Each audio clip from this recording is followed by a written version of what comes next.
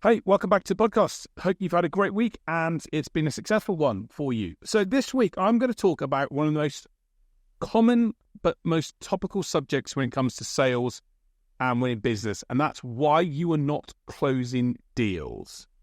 So this is probably a question that I get on a regular basis from people that listen to my podcast or I speak to at an event. They'll say to me, I'm just not sure why I'm not able to get that deal done or that deal over the line. What's stopping me from making that happen? So I'm going to share with you 8 things today that I think are critical for you to close and to make closing happen and to get deals done and over the line. And if you focus on the steps in this podcast, then you will have a better chance of getting things in place. And before I start, I would also say that people talk to me about closing. Closing is a really interesting thing. It's one of those things that, yes, there is a skill to doing it, and yes, there is a way to do it in the right way. But I have seen people talk about how you can close on the first time you meet someone. And I'm a big believer in, I don't really think that's possible. I think you can certainly ask great questions that can help establish whether a person's a good fit for you and whether they're a right option for you in your business. But can you close someone on day one? Not in a high-value service. I don't think there's going to be a bit more work involved in making that happen.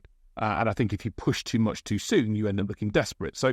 But I think that there are things you need to do to really make sure a close happens. And by the way, if you're not sure what a close means, a close is basically getting them to say yes to doing business with you. And that's just not, I'm getting to say yes there and then, but it's getting them to sign paperwork and pay money. So I always think that, closing is the money, the deal is never done until the money's in your bank account or until the contract is signed. That's the reality of what closing is. And we have to, as business people and salespeople, understand that until we get to that point, we've got to carry on doing what we're going to do. So here are my 8 reasons as to why I don't think you're not closing deals. And I'm going to be quite blunt and upfront with you here because it's my job to be that in the podcast. And I don't want to lead you into a false sense of security. There's no point in me saying to you stuff that just appease your appetite. I'd rather tell you what's really happening so that you can go and change it. So let's talk about what these issues are. Point number 1 is this. The meetings that you've had haven't gone as well as you thought they had. This isn't the reason I say it's my number 1 factor, and it's because in the most cases, most salespeople and most business people, they don't have strong emotional sales intelligence, as I call it. And emotional sales intelligence is built upon the concept of emotional intelligence, 5 factors which are critical to you winning business and being successful in business and in life. Self-awareness, self-emotion, empathy, motivation, and socialization. These emotional quotas are critical. And the sad thing is, in many cases, is because I've had people say, it went really well, the presentation went really well, they were listening to me and everything was great. And then they've gone to send a proposal and get the deal done and they've not heard from them, or there's just not that buy-in there. And it's because you thought it has gone really well, but you haven't really read the signals. You haven't really been totally self-aware as to what was going on. You haven't really put yourself in the shoes of the other person. You haven't really, learned to, when you asked and told them the price, you didn't shut your mouth and, you maintain self-control. You talked over the price and then you just thought that because they didn't say that's too expensive, that was okay. So you've talked over things, or you've not read the signals properly. And those salespeople that have those skills to be able to read and understand what's going on are in a far better position to know what's really happening, to then ask the right questions, say the right things to follow on with something.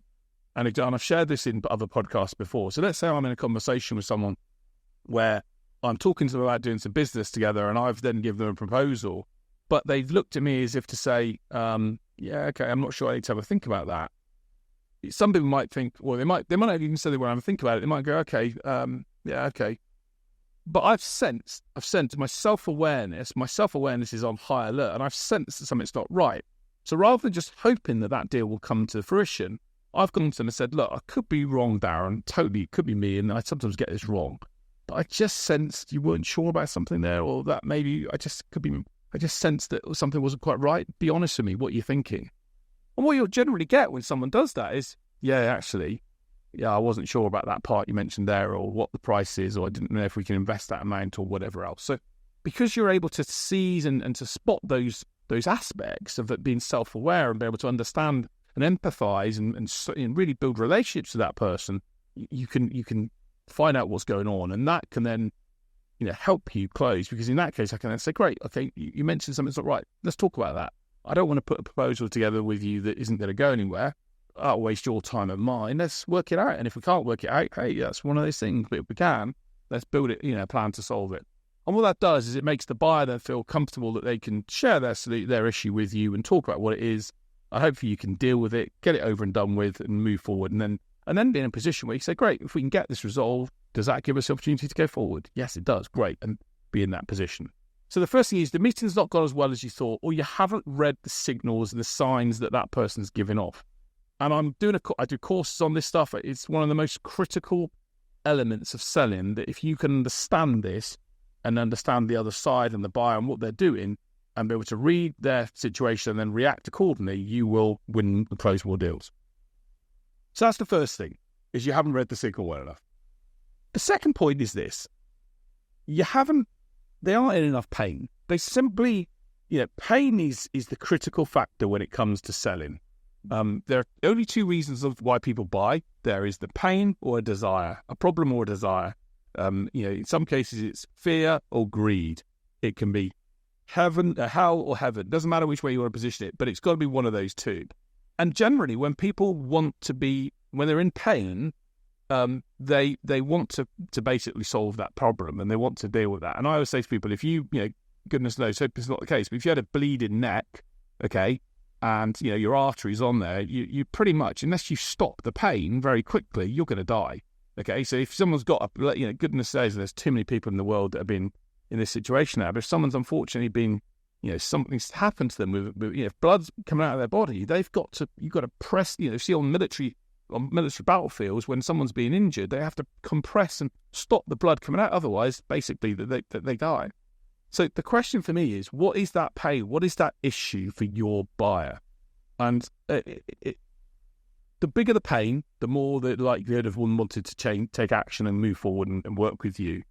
Or the other issue that tends to be the case is the pain is there, but you haven't dug enough in the world of that other person to find out what it was that was going on. And again, too many people tend to be superficial. They'll have a conversation with someone and someone will say, yeah, we've had an issue in that area with such and such. And instead of then probing further, they've gone on and said, okay, no worries at all, we'll handle that. Whereas I would be in a position to say, you mentioned you had an issue. What was the implication of that? Tell me a bit more about that. And they'll say, oh, well, we had this solution and this and this and this happened. Oh, my goodness, and what happened then? What was the implication of that? Well, how did that affect you in the company? So what I'm doing is I'm digging in beneath the surface. I'm probing to find out more information. And when I probe, and when I dig into the elements, and you'll always find that kids are really good salespeople, right? Because what they'll do, and I have parents that will say, oh, my kid will ask me the question, why, Dad? Why, Mum? And then they'll say, why? Why is that way? And then they say, why? And they keep probing and digging. Eventually the parent will go, because the way it is, because it reached the core point of the issue. And your job as in sales is to get to that same point. Your job is to find out the pain, or what what's causing the pain, or how big an issue is it's causing them for them, or what's the driving force behind that. Pain, I always say, POs follow pain. Deals follow pain. Money in your bank will follow pain. Because generally, none of us as human beings like to be in pain, unless you're a bit strange, and some of us are. Most people don't want to be in pain. They want to solve it. Now, obviously, the question is, can they solve it? Is it affordable? That's a different issue. But the reality is, if I always say to someone now, this bottle of water, normally would cost you, although I'm holding a bottle of water from Blenheim Palace, lovely place to have water. If normally this bottle of water might cost you £1, maybe £1.50 to buy.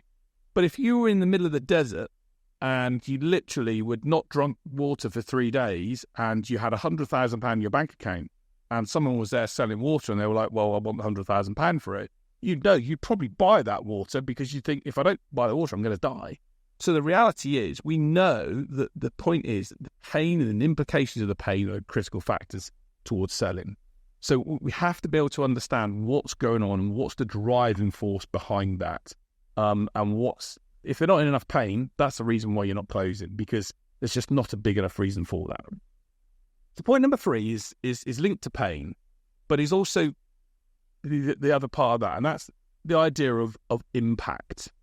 So if you think about pain, we all suffer from pain in points in our lives, but the reality is it's the impact of the pain that causes us ultimately to make certain decisions and do certain things.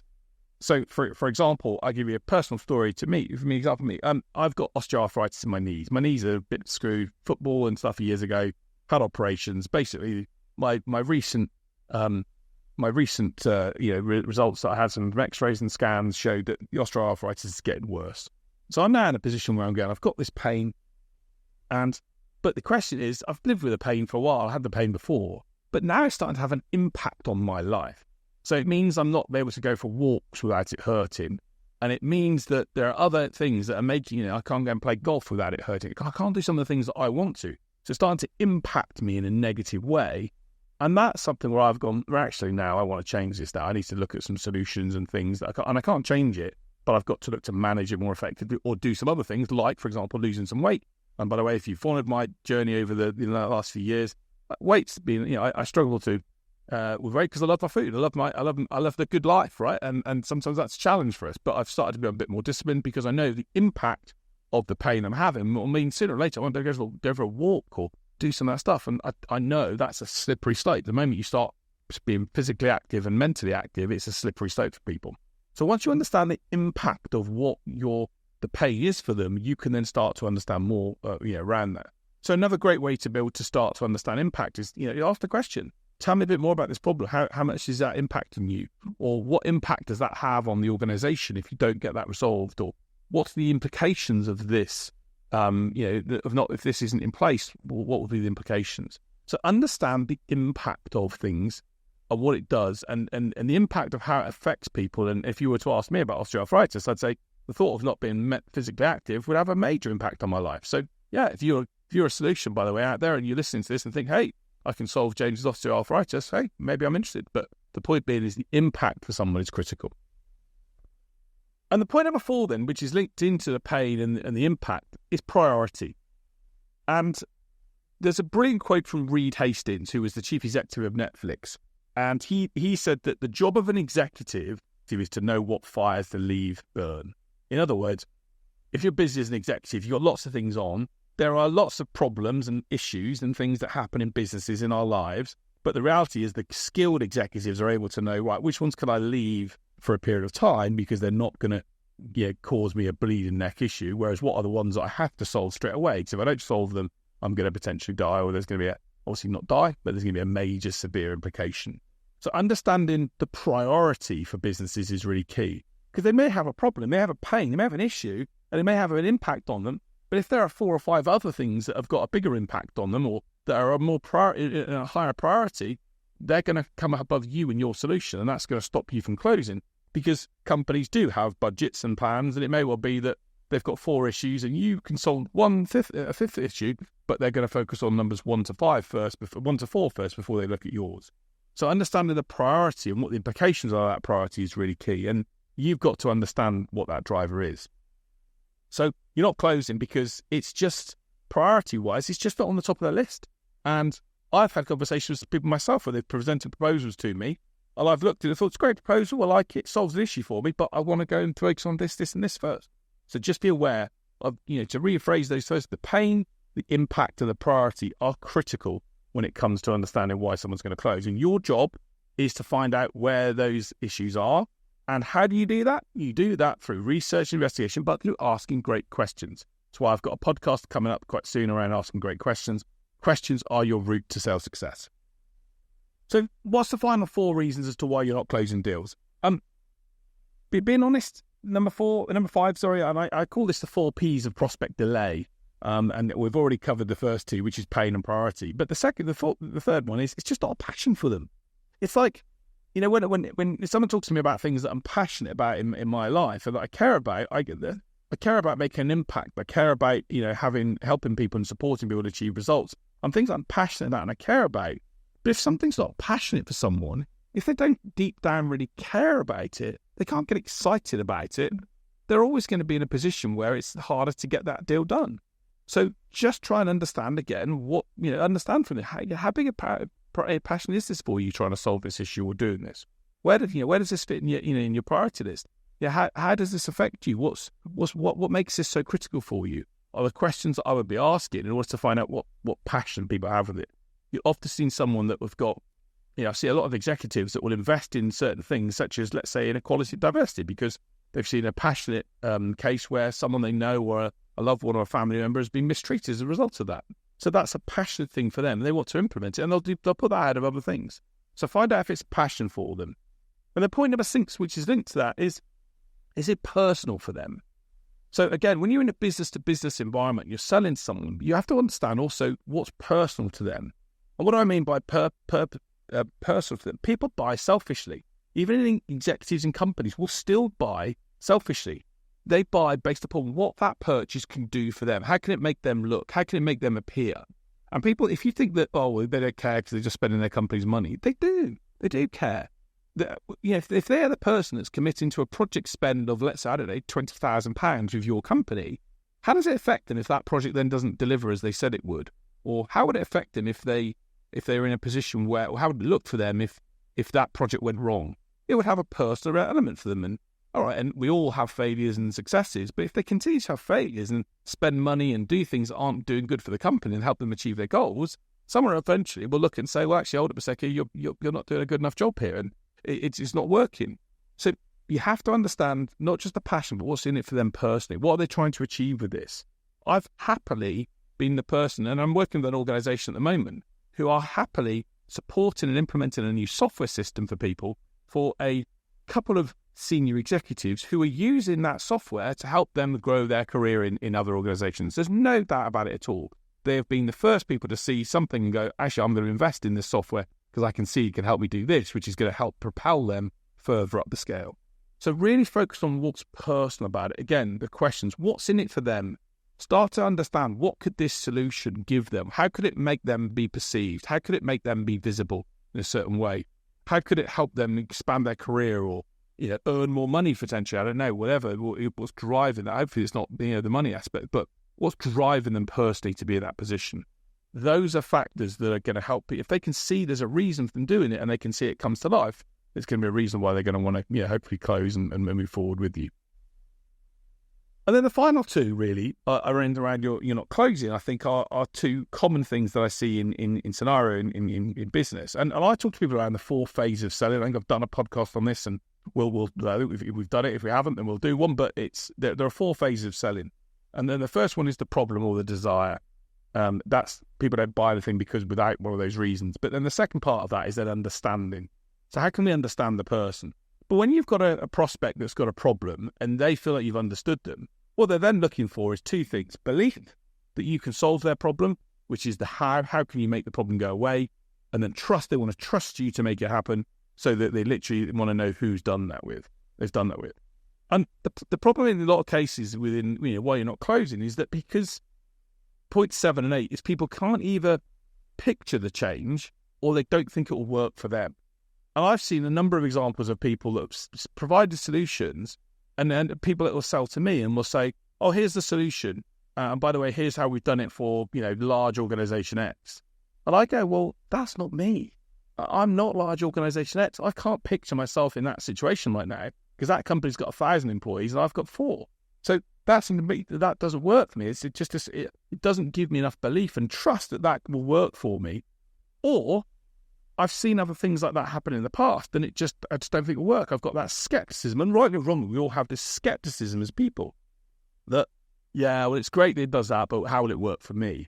And again, I'm one of these people. We're all skeptics sometimes when someone will present something to me, and I've had people, again, talk about my knees earlier on, that have presented me this solution. They say this can solve the world problem, and actually I've tried it and it didn't work. So it's like people are skeptical; they don't think it will work for them.